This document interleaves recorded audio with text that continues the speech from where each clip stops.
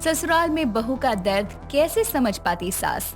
जब तक ना बीतते उसकी भी बेटी पर ऐसे हालात, जिसे देखकर कल्याणी कह पड़ती, अब ना कभी होगा मुझसे ये दुस्साहस, नहीं तो खोदूंगी मैं भी अपनी बेटी को आज। कल्याणी अपनी ही बहू को दहेज के लिए ऐसी यातनाएं देती है, लेकिन एक दिन कल्याणी की बेटी पर भी यही संकट आन पड़ता है जो कल्याणी अपनी बहू पर कर रही थी। सूरज की शादी को एक ही दिन हुए हैं, लेकिन अगले ही दिन कल्याणी अपनी बहू रीमा को सुबह 5 बजे ही उठाकर घर का सारा काम करने को कहती है। ये देखकर कल्याणी का पति अशोक कल्याणी से कहता है, कल्याणी, बहू सुबह से उठी हुई है, जाओ जाकर उसके काम में हाथ बटा दो। नहीं, वो अब इस घर की बहू है और अब वो घर का सारा काम करेगी। वो इस घर की बहू है, कोई नौकरानी नहीं। इसकी जिंदगी तो मैं नरक बना कर रहूंगी। जिस तरह इसके घर वालों ने शादी में हमारी मांगे पूरी नहीं की है ना। क्या मांग पूरी नहीं की तुम लोगों की? जो बोला सब दिया उन्होंने। आखिरी समय तक तुम्हारा मुंह खुला रहेगा, तो वो लोग करते रहेंगे क्या जो तुम बोलोगे? नहीं किया तो भुगते अब अपनी बेटी के दर्द। कल्याणी को इस बात का दुख था कि शादी के समय रीमा के घर वालों ने उसकी मांगे पूरी नहीं की, क्योंकि कल्याणी ने लड़की के विदाई के समय तक कुछ ना कुछ मांगे जारी रखी थी, जिसकी वजह से उसकी कुछ मांगे तो रीमा के घर वालों ने पूरी की, लेकिन कुछ नहीं कर पाए। और करते भी क्यों, लालच तो बुरी बला है। देर शाम अशोक, सूरज और कल्याणी हॉल में बैठे हुए थे। तभी रीमा सबके लिए चाय बनाकर लाती है और कल्याणी चाय के कप को उठाकर चाय गिराते हुए अपनी बहू रीमा से कहती है, बहू, चाय ठंडी है और अब तो फर्श भी गंदा हो गया, तो इसे साफ कर दे और दूसरी चाय बना ला। ये देख रीमा अपनी सास को कहती है, माँ जी, ये तो आपने जानबूझकर किया है।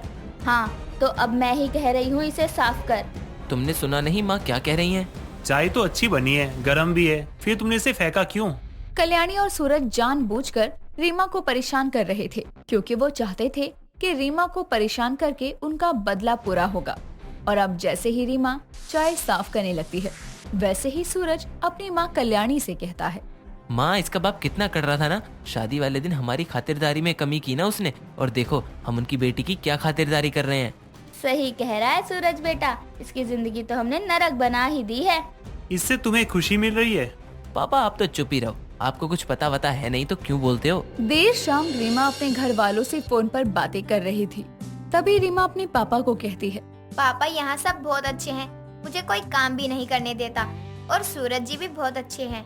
ये सुनकर सूरज सोचता है, इसे अपने बाप को सुख देने का दर्द अब ज्यादा ही होने वाला है। अपने बाप को अच्छी बातें बता रही है, अब करता हूँ इसका ऐसा हाल कि बताने से पहले रोएगी ये। ये सोचकर सूरज अपनी माँ के पास जाता है और अपनी माँ को सब बता देता है, और दोनों अब रीमा को और परेशान करने का प्लान बनाते हैं।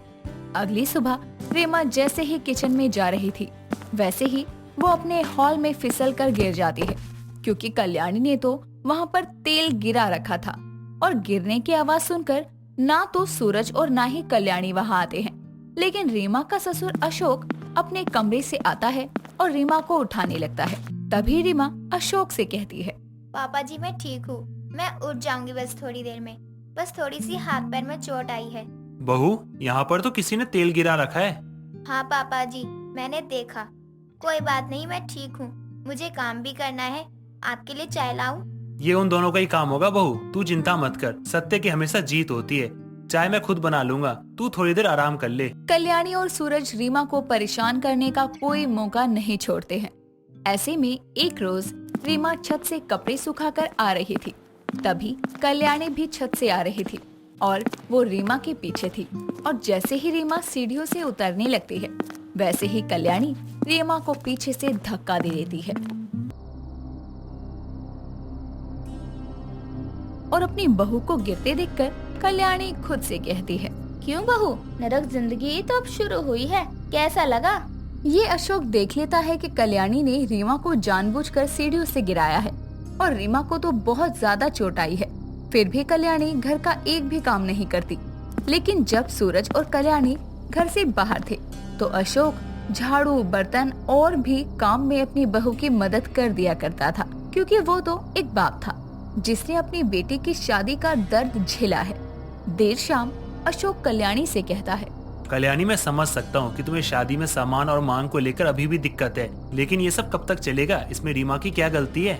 तुम्हें कुछ पता भी है क्या किया उन लोगों ने? कैसे हमारी नहीं सुनी? तुमने बहू को धक्का दिया, मैंने सब देखा। जो तुम लोग कर रहे हो ना, वो सब गलत है कल्याणी। तुम्हारी भी एक बेटी है। उसे कोई छूकर भी दिखाए, एक एक को खत्म कर दूंगी। अगर यही रीमा के घर वाले करे तो हम भी चुप नहीं रहेंगे। ये बातें चल ही रही थी कि तभी कल्याणी की पड़ोसन कांता कल्याणी के घर आती है और कल्याणी से कहती है, कल्याणी कैसी है? आजकल बाहर भी नहीं आती। हाँ, काम ही इतना रहता है, समय नहीं मिलता। कल्याणी और कांता आपस में बातें कर रहे थे। तभी रीमा चाय लेकर आती है और रीमा के हाथों सर पर चोट देखकर कांता रीमा से कहती है, बहू तू ठीक तो है ना? ये चोट कैसी? क्या हुआ तुझे? आंटी जी, वो मैं सीढ़ियों से गिर गई थी ना। तभी कांता को कुछ सही नहीं लगता और रीमा के जाने के बाद कांता कल्याणी से कहती है, क्या हुआ कल्याणी बहू को? कहीं तूने मारा पीटा तो नहीं अपनी बहू को? कैसी बातें कर रही है कांता? भला मैं क्यों मारूंगी इसे? कल्याणी कांता से बातें कर रही थी कि तभी एक औरत कल्याणी के घर में आती है, जिसने अपने चेहरे को शॉल से कवर रखा था। और कल्याणी उस अनजान औरत को देखकर उससे कहती है, कौन है और क्या काम है? बिना कुछ बोले घर में घुसी आ रही है। तभी वो औरत कल्याणी के गले लगकर रोने लगती है और कहती है, माँ, मुझे अभी के घर वालों ने बहुत टॉर्चर किया। मुझे घर से निकलने नहीं देते थे। मैं कैसे भाग कर आई हूँ ये बस मैं ही जानती हूँ। मंजू, तू ये क्या हालत बना ली तूने अपनी? मंजू बेटी, क्या हुआ ये सब? तेरे ससुराल वालों ने तुझे मारा पीटा? उन्होंने मुझे मारा ही नहीं, कमरे में भी बंद रखा। मैं अब कभी उस घर में नहीं जाऊंगी। माँ, आप ही कुछ करो।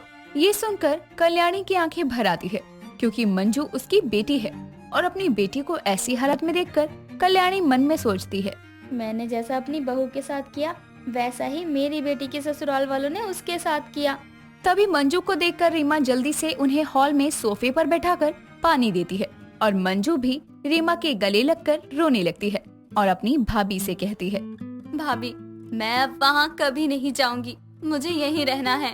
हाँ हाँ मंजू, अब आप यहीं रहेंगी हम सबके साथ। तभी मंजू रीमा के हाथों की चोट देखकर अपनी भाभी से कहती है, भाभी, ये कैसे हुआ? अब ठीक तो है ना? हाँ हाँ बहू तो ठीक है, लेकिन तेरी माँ और तेरे भाई ने ना इसे मारने के लिए कोई कसर नहीं छोड़ी थी। तो माँ ने ये सब किया है?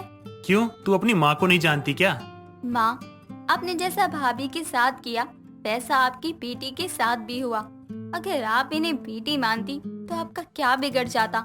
मंजू, मैंने ये सब किया, मुझे नहीं पता था कि मेरी अपनी बेटी के साथ भी ये सब हो जाएगा। माँ, क्या हो गया है आपको और माँओं को, जो अपनी बेटी को बेटी तो मानती हैं, लेकिन अपनी बहू को दुश्मन। आप ये क्यों नहीं समझती? उनसे ही तो आपका वंश आगे बढ़ेगा। अपनी बेटी की हालत देखकर कल्याणी और सूरज को बहुत पछतावा होता है कि उसने जो रीमा के साथ किया वही मंजू के साथ भी हुआ और ये गलत था। लेकिन अब कल्याणी को सबक मिल जाता है और रीमा भी तो किसी की बेटी है, जैसे मंजू उसकी बेटी थी।